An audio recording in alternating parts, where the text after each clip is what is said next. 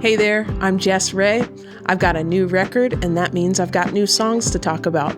So on this season of the podcast, I sit in my own kitchen and I talk to a couple of my best friends, and we go through the whole album song by song. We pull on threads and follow themes and see where the conversation leads. And as you listen along, I hope that you find something that you're looking for along the way. Thanks for being here. Well, hey everybody, welcome back. This is already off to an awesome start. I'm here again with Kat and Teal, my buds. We're in my kitchen. We're talking songs, life, love, and other mysteries. Thanks for joining us again. First episode was about City of My Peace. This next one is going to be about I Am Not God. Why don't I play the song for us? Can't wait. And we'll go from there. Kat, you want to tell the people what you just said? I had a question over whether if you had background vocalists, whether they would sing I Am Not God or if they would sing She Is Not God. She is not God. I like that. We need to redo it right now. All right, here we go. There are answers that I do not have. There are choices that I cannot make. There are limits to what I can give. There are limits to what I can take. There are forces that I can't control. There are factors that I cannot see. There's a future that I do not know. There is truth beyond what I believe. I am not God.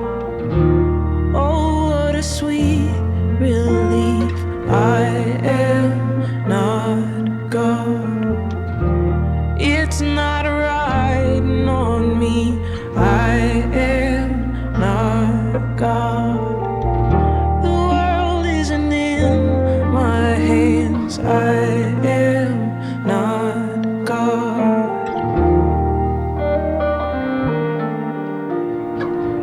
There is someone who can heal your wounds.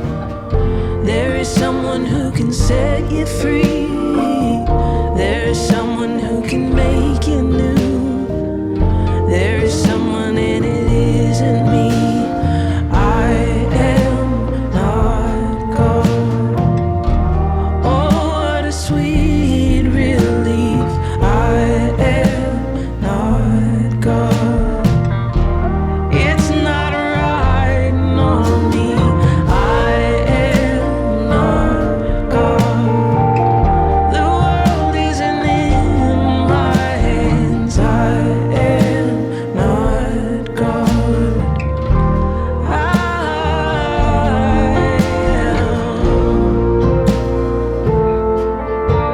a sign in the desert, a mouth with a message, a broken reflection, an evergreen tree, a mute that is talking, a lame woman walking, a widow who won't stop knocking, an image I'll be, but I am not God.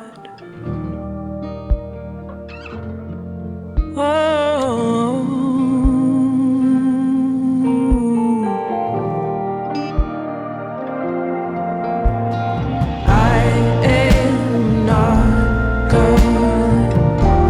Oh, what a sweet relief. I am not God. It's not riding on me. I am not God. The world isn't in my hands. I am not God.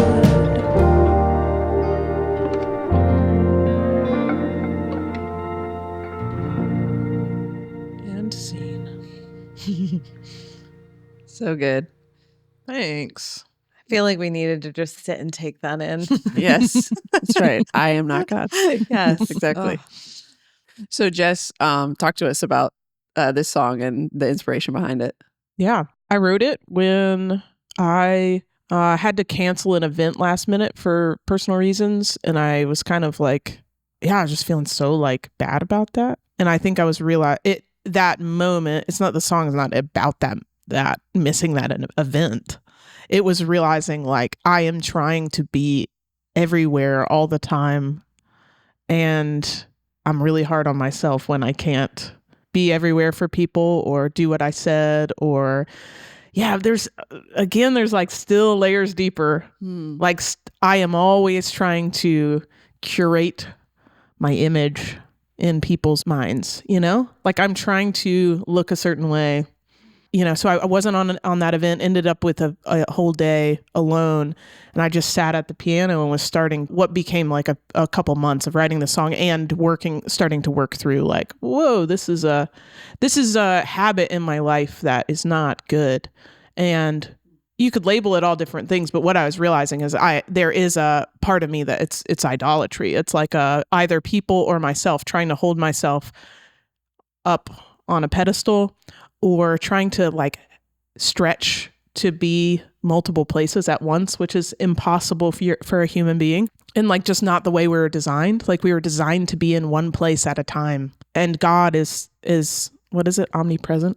Like there's something true about God that can be anywhere, but like that is not the way he made us. And so it's just like all of that kind of stuff is in the song. And I think the point being, it's actually been relieving for me.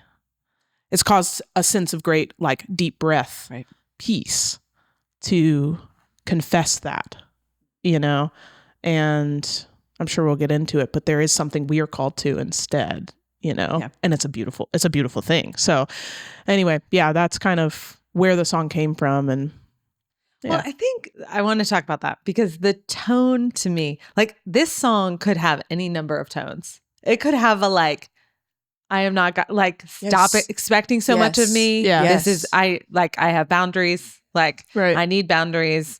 Yes. Why are you demand? Yeah. It could also have like a really sad, like, I mean, there's grief in a sense. Yeah.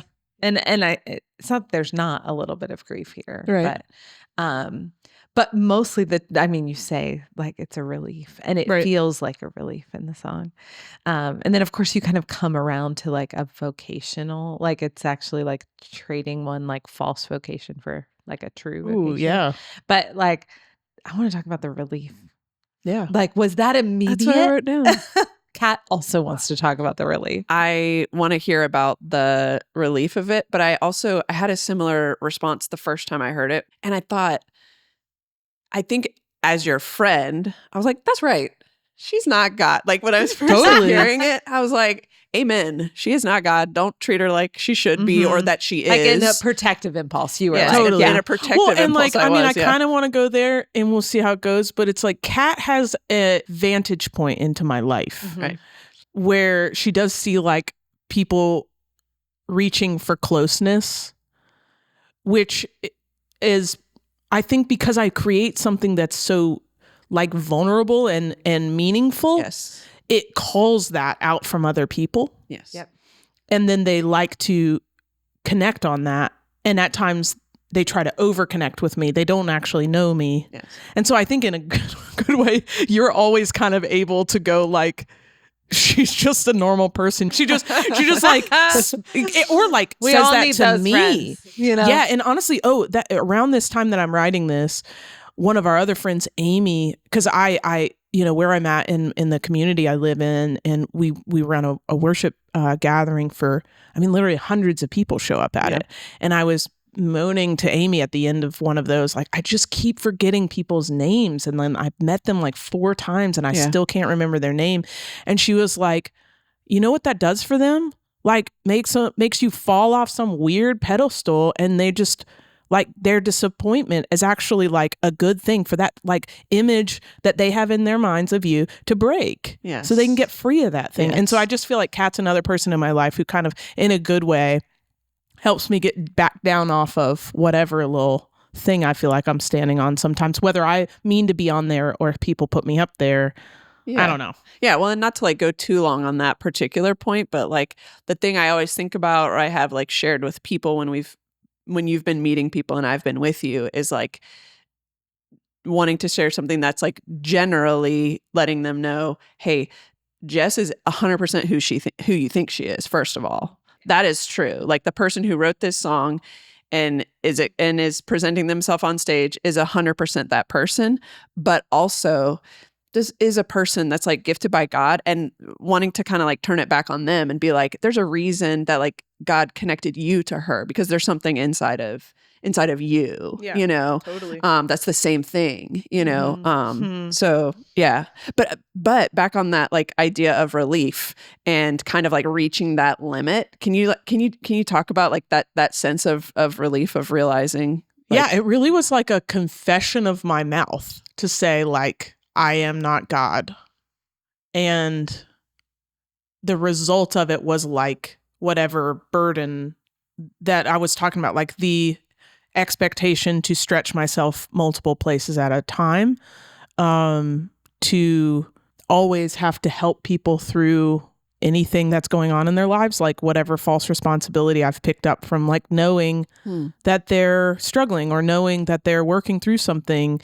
And at times, like the Lord is certainly calling us to like participate in people's healing and all of that, but just like this like savior thing, like need to be the one to try to provide for them or try to help them or what, like that is just not God. That is not God's call on my life. Yep. Mm-hmm. And where did that come from? Fear, insecurity, like some other things. And so, yeah, there was just kind of this burdensome thing on my shoulders that was expectation, false responsibility, like a control of image. Yeah. And then it was like, you know, the confession of my mouth in this season of like, I'm not, like it just, that just gets taken off. And yeah, that's why I call it relief, is it's just like, I feel like my back is not as burdened down. Yeah. And it's like, yeah, or like falling almost into, you know, the hands of God and like just being held by someone else and not, like that whole idea of like, God is the one who holds everything together. Like that's so relieving to realize. You get to be a human. Like that's a very good, that's a very good, like that Colossians scripture, it talks about he holds everything together. That is a relieving, that is a peace-giving mantra or phrase to continue to just like, because I think often I feel that I have to hold myself and everyone else together. And that, again, I am taking the place of God. And I think I just have like I have a real like grit.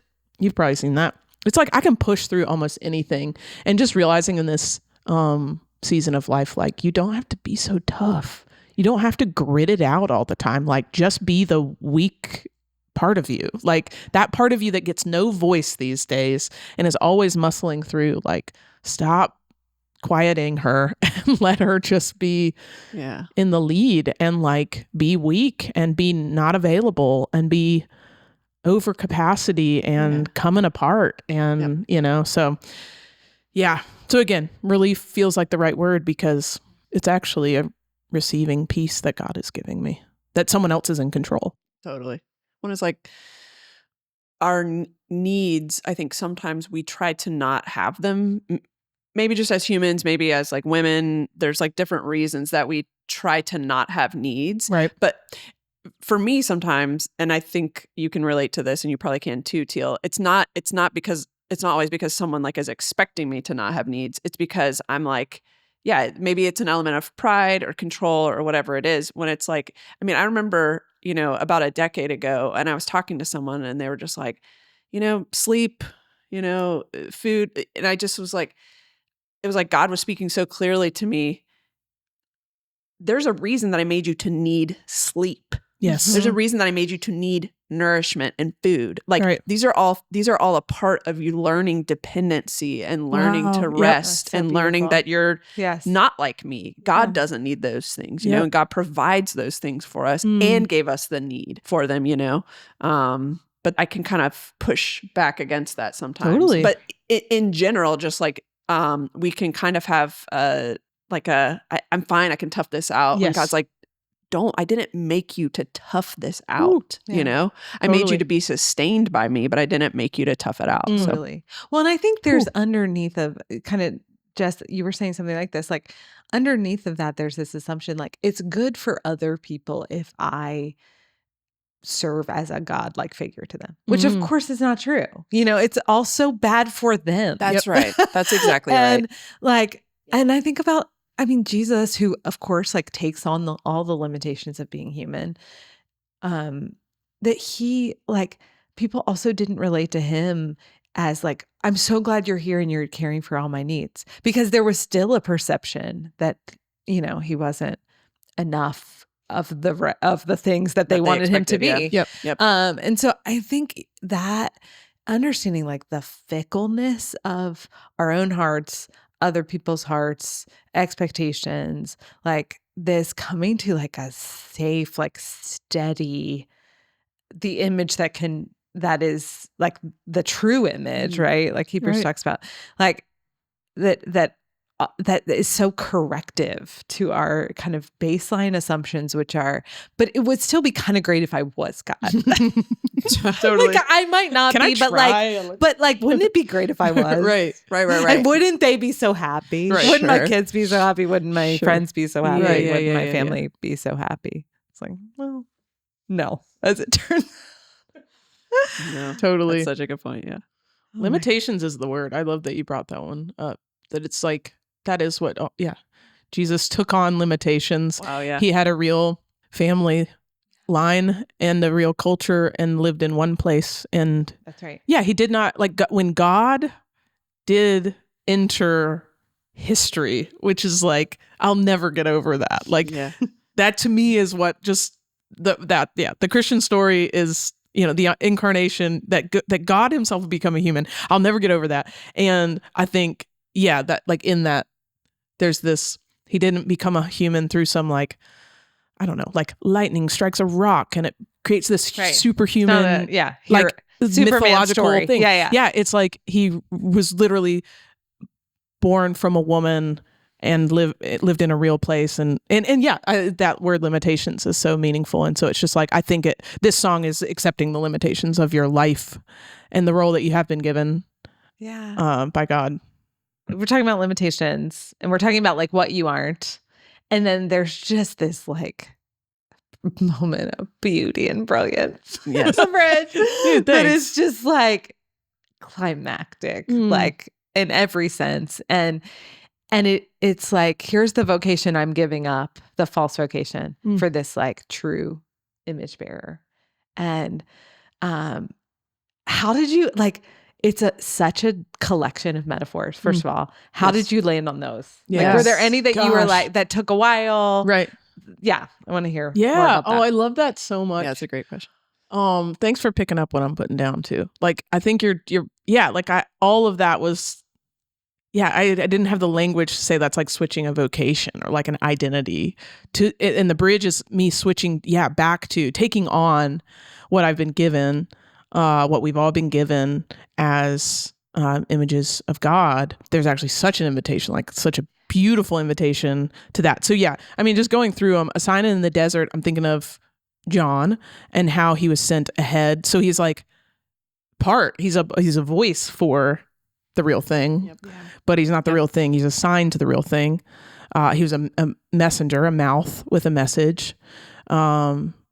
I've always loved this broken reflection idea of, so there's a Corinthians verse that talks about, you know, God is invisible, but we've now seen him fully revealed in the face of Jesus Christ. It talks about God being a light fully revealed in the face of Jesus Christ. It's in 2 Corinthians 2. And I've for years been kind of like meditating on this idea that, God is invisible, but he's made visible in Christ. And there's a lot of really beautiful metaphors with that. But light is invisible until it reflects upon an object. And the object that fully reveals the light of God is the face of Jesus Christ. But we also are invited to be a reflection of God. And that concept just blows my mind. So it's this idea of being a broken reflection, being a partial reflection, but I cannot fully reflect God. yeah, I mean, each one of these, I kind of collected them along the way from like revelations I've had, in just pondering all of this, So the evergreen tree one is like it's a Jeremiah verse that's just like, blessed are those who trust. It's Jeremiah 17, who put their trust in the Lord. They are like trees planted by the riverbed, and their roots go way down deep, and they pull up all they need. Like basically they're always green. So that idea of like an evergreen tree. Yeah. So yeah, that's the first half of them. And it was just like, I don't really think like, I don't often have a plan. I just start like singing stuff and like kind of pulling as I go from journaling and all of that. And so, yeah, that second half starts to go into more like miracles. Like, I will be a sign and a wonder to people because I was broken and have been put back together. I am mute and I'm talking. I'm lame and I'm walking. And then there is definitely like in all of this album, people might continue to hear this pop up, but I've like had a big revelation around the persistent widow. Yeah. And like that passage. line is my favorite in this whole, amazing. song. Yeah. Okay. So yeah, just this like continually knocking on the door of God for what he might have for me. And then an image I'll be. So yeah, like really it's that whole bridge is meant to call me into the identity I actually do have. And it's a beautiful one. It's a much better one. It's a fitting outfit to wear and not the wrong armor, not the wrong thing that I'm not actually capable of. And again, a relieving thing to realize, I can fall back into this like way that I'm made versus like trying to be someone I'm not. Isn't it crazy that scripture gives us like so many, like I just think of like you had so many to choose from. Totally. And, what a good point. Like, I just picked a couple. Yeah, just snagged a few. Yeah, almost endless. Yeah. And that there's this endless sort of repository of like, here's how to think about your life and who you are in any given season. And they're all true. Yeah. And they're all so much more interesting than a mute idol. Like, wow. Right? Like so good. This like setup that is dehumanizing in every sense. And what is it in Isaiah? This sort of like, I often think about the like you go through like here's how an idol is made. And then like, don't you look at this thing that you have fashioned that you put in the fire and then you brought out and then you cleaned and say like, is not this thing in my hand a lie? Right. And it's like, it's just, it has nothing to say. Yes. Yeah. It's like, these are like so rich. Those metaphors are so rich. Yes.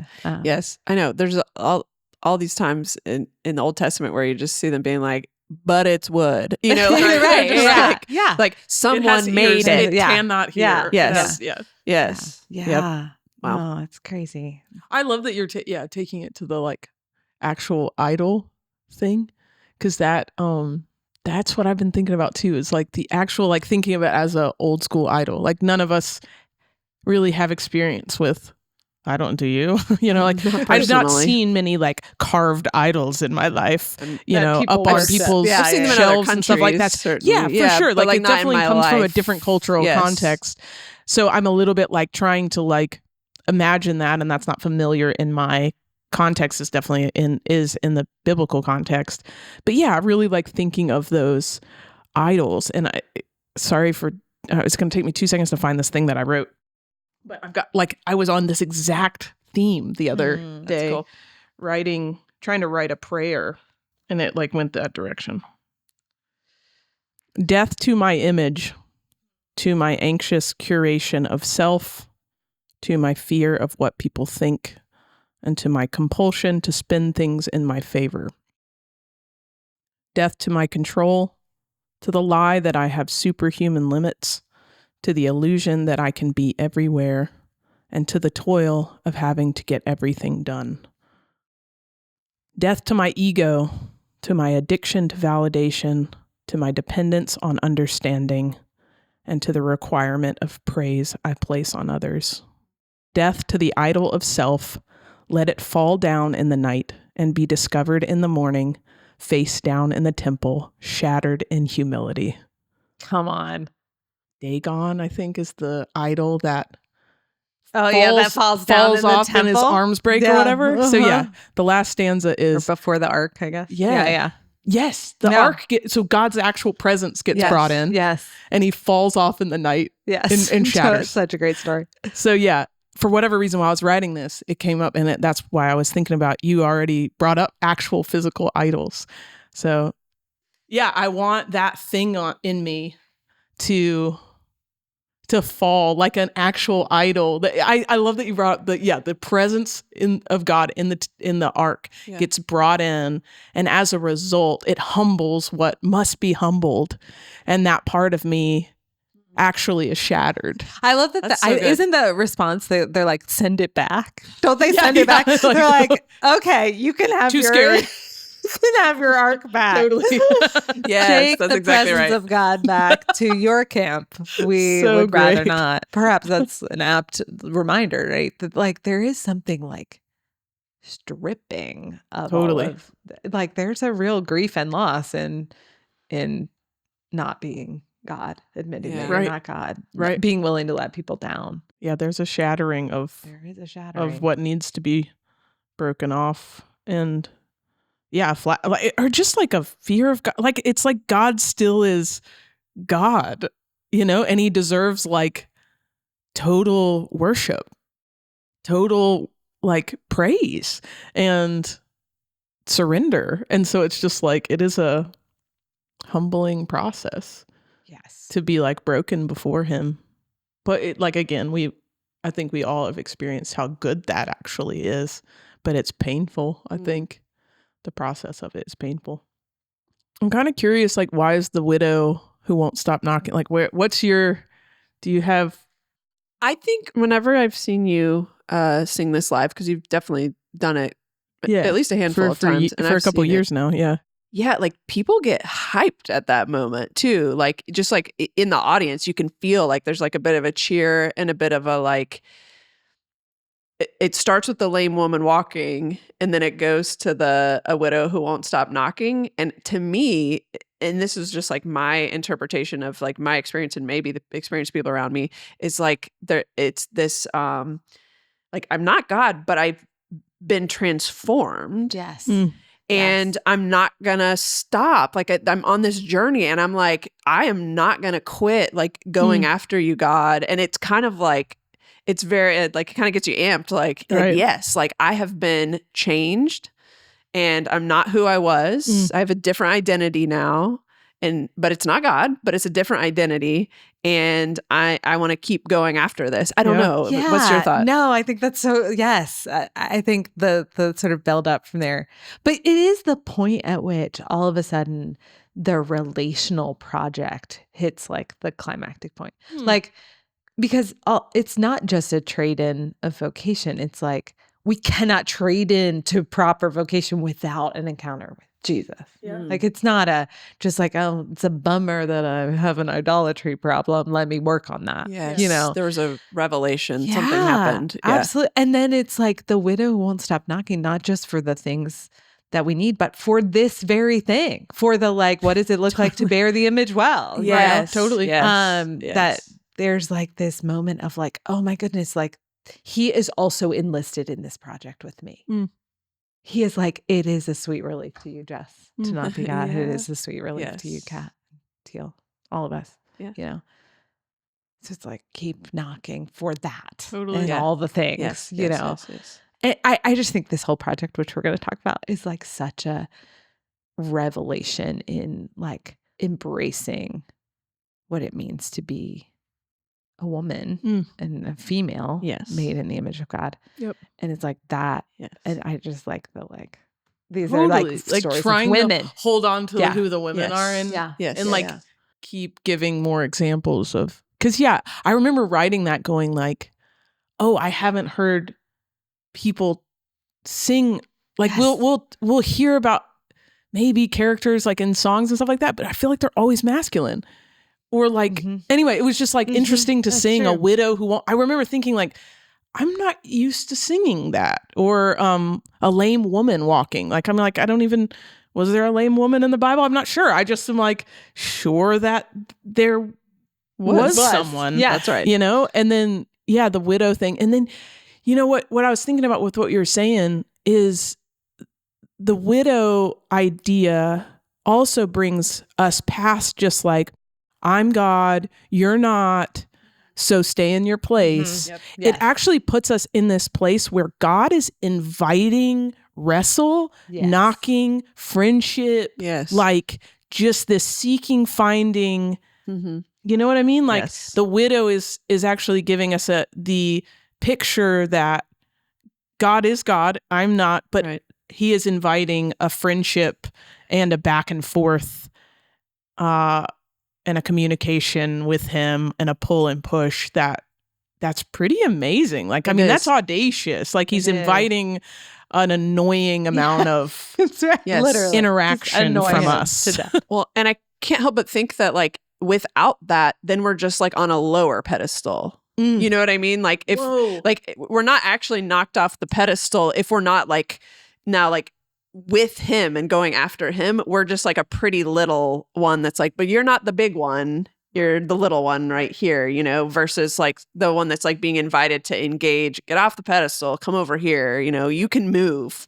Yeah. You know what I mean? Like you have like this free will and this body that can do things and can engage with me. It's a much higher calling than just like, but you're not, like you were saying earlier, like you're not God. It's like, we get to be with God, who's also, by the way, not sitting on a pedestal quiet, like that's not him. That's not who he is. So pretty cool. Maybe that's where the boundaries conversation, which I think is a super important conversation. But if that's all we're having, if it's all like, don't expect so much of me, I'm not God. We're like, I think as Christians, like we're missing the good news and the freedom of that. That there's actually a higher calling. Something better. Yeah. Yep. Yeah. And God has done something he's never done before with humankind. There's a lower level that is animals. There is actually a lower level that is angels. Yeah. They look on going like, man, wouldn't it be that's great special. To be a human? Yeah, exactly. And then what God's doing with us and inviting us into is a very actually elevated role and invitation, like to interact with him. It's actually so awesome. Let's just not get it twisted. You know what I'm saying? That's right. I do. It's a good word. Man, any takeaways for our people on this episode? What are like... You're not. You're not God. Are not but God. You're a beautiful image of God. Yes. What does that look like? Like you're seated in the heavenly places in Christ. She's like, I mean, that would be a whole other new conversation to have, but they're just a beautiful relationship that you're of dependency and you're invited into. Yep. Yeah. I mean, even just going back to the first part, like, where are we stretching ourselves too thin? Yeah. And honestly, it's kind of our fault lots of times if we're looking at a bunch of people's, if we wake up and we scroll and it's all these people's lives, like I could have gone through my day without ever thinking about them. And then the Lord can just bring them up to my mind if I'm supposed to pray for them or reach out or something like that. Yeah. But like, if I'm exposing myself to a bunch of people's lives and then I feel like I need to reach out to them, like, did God do that? No, that was me. So even just like, just encouraging y'all, it's like, figure out ways that maybe you could be exposing yourself to more than you can handle and rein that in is, I guess, what I'm learning to do personally. No, I think that's so good. I mean, I think it's sort of like an interesting play on the image question. Like, what images are we beholding, and how is that like, because what happens when we behold the image of Jesus is like we actually find our proper place, I think. And I think sometimes when we behold images, whether they're literal or not, but often they are literal to your point, there's a sense of like, it can feed a different kind of, like an idolatry and not an image. There's this whole thing in like iconography, right? That is like an idol is something you look at and worship, but like an icon is something you look through and see God. Yeah. Right. And like we're meant to be icons, So this invitation to like then put things before our eyes and our hearts that are conducive to that. Yes. Some wise ladies right here. Thank you guys for listening. Thank you, Kat. I know which one is which. We switched. Thank you, Kat. Thank you, Teal. Love you. For This is such a sharing joy. your I love wisdom you with guys. us. And we'll see you guys next time. Thanks for listening. Well, hey, friends. Hope you enjoyed that conversation. And if you really enjoyed it, I hope you'll leave us a comment or a really good review, or you'll send it to a friend that should hear it. If you're looking for me elsewhere, I'm mostly on Instagram, but I have also started a Substack where I'll be sharing prayers and devotional writings and poems, and I'd love to find you over there as well. Before I let you go, I got to say some thank yous. First, thank you to Kat Miller and to Teal Wojcicki for being in this conversation with me. Thank you so much to my husband, Kyle Langdon, for producing and engineering and editing this podcast so that you guys could hear it and see it. And thank you so much to my Patreon community who has funded my music career for the past 5 years. If you're interested in becoming a patron at a free or paid level, I would love to have you on my team and stay more in touch with you. So go to patreon.com/JessRay to sign up. Thank you guys for listening. We're going to catch you next time. Bye.